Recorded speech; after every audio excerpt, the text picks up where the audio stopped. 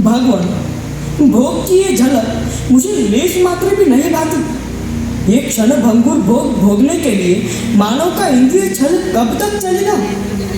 वे एक दिन क्षीण होंगे ही। और हाँ, हे मृत्युराज, आप तो शिकारी हैं। आपके मृत्यु पाश में बंद कर भोगों में लिप्त मानव कब आपका दास बनेगा, ये कह नहीं सकते।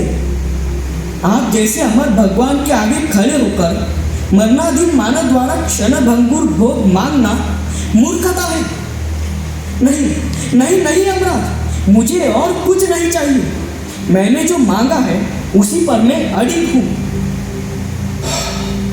सारे प्रयास विफल रहे। इसका हट तो कायम है। नचिकेत,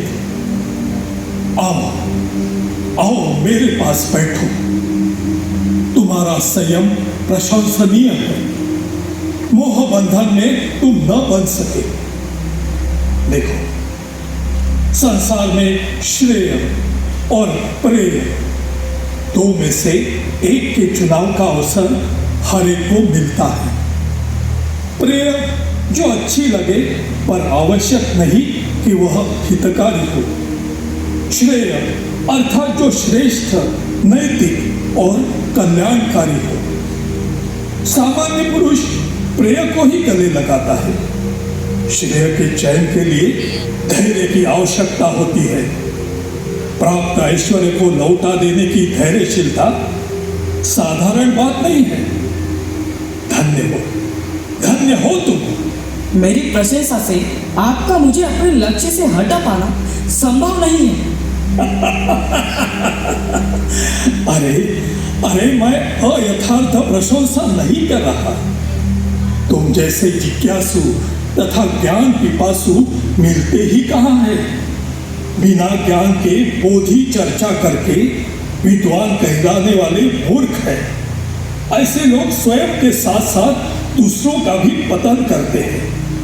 केवल इंद्रिय गोचर विषयों का अस्तित्व मानते हुए और लोक सत्ता को न मानने वाले ऐसे मानवों का समूह सहज ही मृत्यु को प्राप्त होता है। मेरे ज्ञान में वृद्धि करने वाले आपके विचार मुझे मान्य है, परंतु श्रेष्ठ अर्थात मूल तत्व का साक्षात्कार कब होता है, कैसे होता है, कृपया बताइए। आपके वचन अमृत पाने के लिए मैं अत्यंत उत्सुक और आतुर हूँ।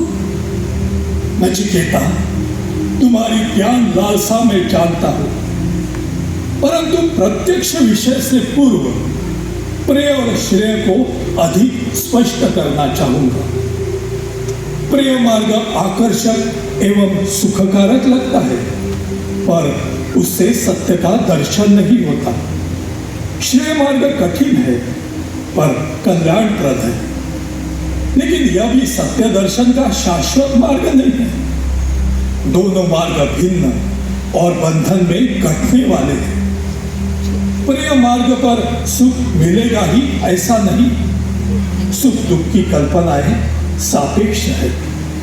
सुख की दौड़ में दुख कब प्रवेश कर जाता है समझ ही नहीं आता। मन को इस पल प्रिय लगने वाली बात दूसरे ही पल अप्रिय हो जाती है।